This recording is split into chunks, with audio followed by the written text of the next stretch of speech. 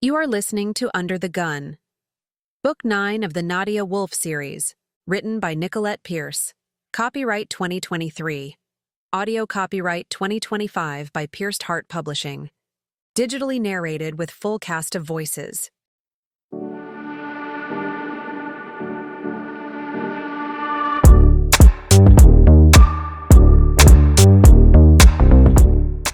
Chapter 5. Even though my concentration pulled in several directions, I made it through day 2 of the tournament, and Ollie was still safe and sound. Muffin kept her word and took care of Ollie like the precious baby he was. I'd owe her an apology later. Maybe. As I reached down to retrieve my backpack from under the chair, I stalled, remembering it had been stolen. Good playing. Pike said as he stood with a stretch. I guess we're officially down to the last 3 tables tomorrow. I nodded. You played well too, Not sure how long I'll last. he said, eyeing his stack of chips. Caleb has 20 times this. I've beaten him with less, I said. Keep your head in the game and you'll be fine. What was your name again? Nadia Wolf. That name is familiar. Do I know you? I probably did something embarrassing, I said. I'm known to do that, Like earlier today. he said with a smirk. In my defense, my backpack was stolen and I wasn't thinking. Your backpack was stolen?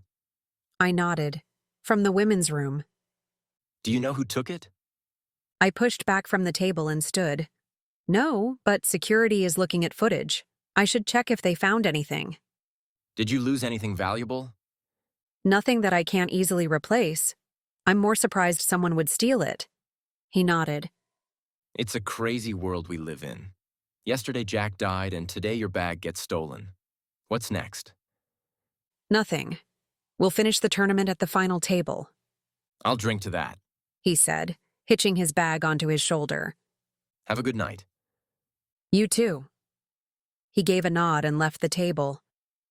Pocketing my phone, I paused when I felt something brush my hand. I pulled it out and stared at the photo.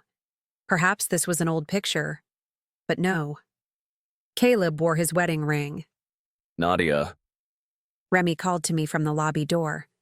Shoving the photo into my pocket, I hurried over. Did you find out who stole my bag? He nodded. Yeah, I think so. Can you come to the security office with me? Sure. Let me tell Caleb where I'm going.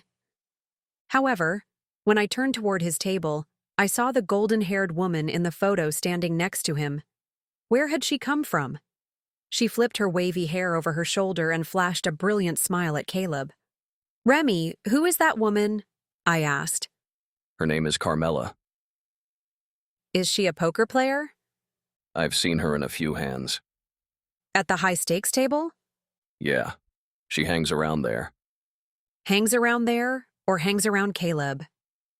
He scratched his jaw. I have noticed she's relentless when it comes to Caleb. Why hasn't Caleb told me? Remy frowned. I don't know, but it's nothing you should worry about. Caleb is polite to her, but he won't throw you overboard for her. I would have had words with him if I thought he was going to stray. I pulled the photo out of my pocket and handed it to Remy.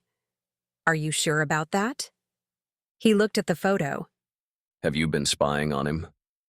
No, I went to put my stuff into his backpack and this photo was inside. Remy's frown deepened. Don't read into this. His words said one thing, but his narrowed eyes said another. Pocketing the photo again, I said, I'll look at the footage now. Remy gave a nod and led me to the security office, which was at the back of the casino and down a long stretch of hallways. He stopped at a station filled with monitors. Play the clip, He said to the employee sitting at the desk. The man took the mouse and clicked a video on his computer. The recording showed many people bustling around the lobby and going in and out of the restrooms. Here. Remy pointed to the women's restroom door. Blondie exited the restroom with a backpack. I couldn't make out the details on the backpack since I only saw the strap as she walked out, but I knew for sure she didn't have one when she entered the bathroom with me. Do you know her? Remy asked. Not really. We sat at the same table yesterday. Then I accidentally bumped into her today and I apologized twice, Play the other clip. Remy said to the security officer. The man clicked on the next video, which showed the back of Blondie as she left the casino with my backpack. She hurried over to a dark SUV pulled alongside the entryway. When the back door opened, she thrust the bag at whoever was inside. However, instead of grabbing the bag, the person caught Blondie's wrist and dragged her inside along with my bag. The door shut, and the SUV drove away. Did she get abducted? I asked, not trusting my eyes. Looks that way. I've already contacted the police. What did you have in your bag? Only my hoodie and snacks. It's hardly something to get abducted over. Blondie knew the people in the SUV. Since she was handing over the bag, I suspect she was under orders to steal it. But why? I have nothing. Maybe nothing in your bag, but what might she think you have? I was at a loss. I don't know. My pumps had been in there. Hardly something someone would want to steal. Nothing else was in my bag. Not even money or my phone. I keep those in my pocket. It's possible she stole from the wrong person. Maybe. However, doubt chilled me. Was bad luck Vegas rearing its ugly head again? But even if someone thought I had money in the backpack, it'd hardly be worth the effort. Petty theft normally didn't involve SUVs and accomplices. Until we figure this out, I'll assign a security officer to bring you home and return you to the casino tomorrow. That's unnecessary, I said. Once they realize I have no valuables, they'll move on to the next person. It is necessary. Until we know what they want, I'm not taking chances. Arguing with Remy was useless, so I nodded. All right. I'm heading home now. I've trusted Muffin as long as humanly possible. Remy grinned and pointed to a monitor that showed her dancing. I'm not sure what she's doing now, but she has been doing a good job with Ollie otherwise. Looks like she's entertaining a fussy baby, I said with a laugh. Remy flagged an officer. As the man headed over, Remy said, Stern is one of my best officers. He'll get you home safely and we'll pick you up in the morning. Ava has you scheduled for monitoring tonight. A little over the top, but thank you. We both know it takes over the top to keep you safe. I acknowledged with a nod and followed Stern to a company car. The officer was in his late 20s and pulled off the shaved head look nearly as well as Remy. In fact, this guy could be Remy's son, with the way he held himself rigid and unapproachable. Stern's name fit him. I have my car here, I said to Stern. Can you follow me home? Remy told me he'd keep your car here overnight. We'll monitor it. Sitting in the company car, I was about to text Caleb to let him know what had happened, but then I remembered the photo of him and Carmela and decided I'd rather pout. Stern must have taken my silence to mean I was concerned about the theft. We'll find the thief, he informed me. Don't worry about a thing. Thank you, I said, and let the conversation fall back to silence, which suited my mood. I watched Muffin on the footage instead. Muffin had stopped dancing and was in Ollie's room, stuffing the quilted animals into the closet. I smirked, having wanted to do that once or twice in the middle of the night when I was sure they were alive and watching me. Still, it was light outside. The animals were hardly sinister enough to hide them. Stern pulled into the driveway behind Muffin's leaking car. Stay inside until I secure the area. I raised a brow at him, but sat quietly and waited. He walked around the house and then opened the car door for me. Stepping out, I led the way to the front door with him following me. Off-pitch singing greeted us when we walked inside. His eyes widened as Muffin hit a crescendo that set off the neighbor's dog. How did Ollie stand it? Unless? I ran through the house to find Ollie in his bed. He stared up at his mobile as Muffin continued to butcher every note. Muffin! I hollered, gaining her attention. She peeked out of the closet. Oh, you're home. Where's dinner? Caleb and I normally eat a late dinner, I suppose I can stay until then. she said as she tossed the last of the animals into the closet and shut it. But it better be good. Actually, I need some quiet time with Ollie. It's been a stressful day. What about dinner? You said you'd feed me. Dinner is included in that promise. I'll give you extra money and you can buy something. She frowned. I want the bucket at Cluckety Chicken.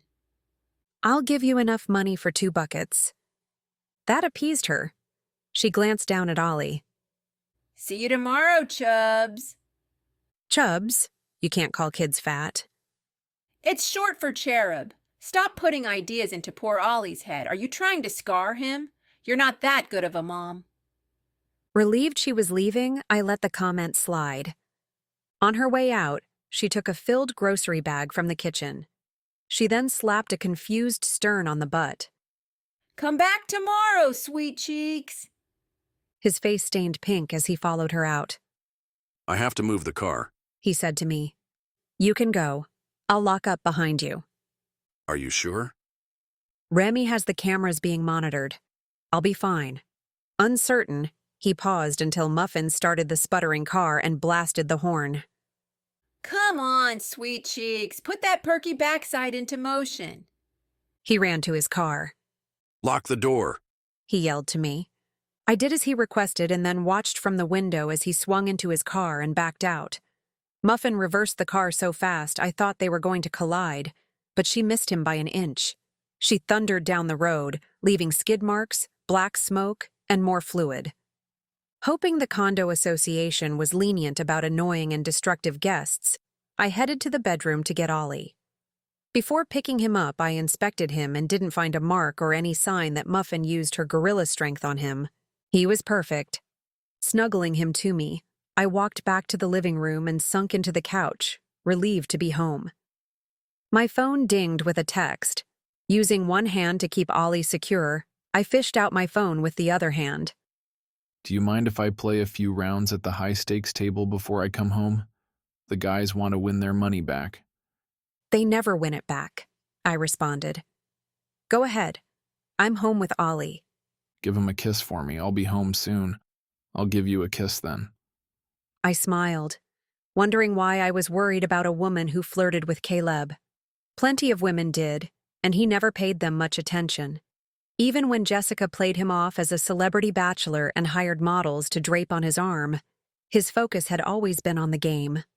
Still, as a married man, he shouldn't allow women on his lap, and he definitely shouldn't have photographic evidence in his backpack for his wife to find. I smiled at Ollie. At least I got you. I played with his small fingers and toes until the phone rang. Not recognizing the number, I ignored the call. A few moments later, my phone chirped with a voicemail. It was from Officer Montagues from the Las Vegas police, asking for me to return his phone call. Placing Ollie in his swing, I returned the call. Officer Montague was quick to the point. I was informed your backpack was stolen and then involved in a possible abduction. Is this correct?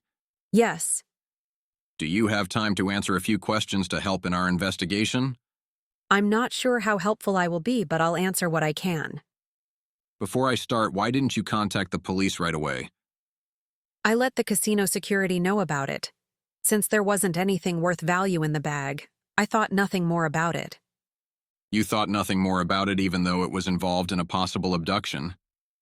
I just found that part out less than an hour ago. And how did you find out? Remy showed me surveillance footage. I see. And what is your relationship with Remy? He's like an overprotective brother. I see. And what is your relationship with Blondie Carver?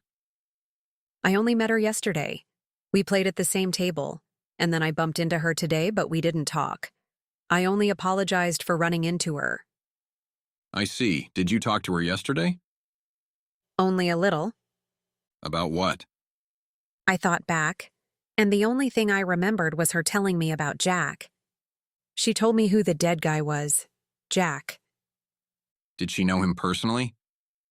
I'm not sure. It's hard to know. Gossip at the tables can get out of control at times. Tell me the gossip. Just that Jack is known as the Jackal, and he makes meth. Jack played in the tournament yesterday as well, didn't he? Yes, he was at the table with me. I see. The officer paused for a moment. Did you talk to him? Not really.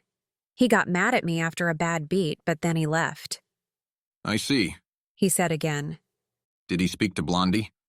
Not that I noticed. I was focused on the game. Do you think they knew each other? I'm just trying to get the facts. Oh, okay. Well, I can't tell you much more than that. But I will add that Blondie was fine at the table yesterday, but today she seemed off. How so? Just not as friendly. Like there was something on her mind. When I accidentally bumped into her today, I thought she'd just wave it off.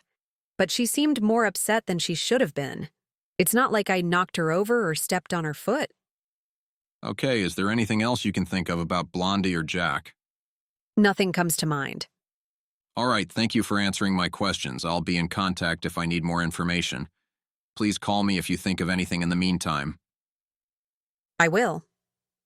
When we hung up, I placed Ollie in his bed and turned on the mobile while I showered and changed into pajamas. I'd worry about everything tomorrow. Tonight, it was just me and Ollie.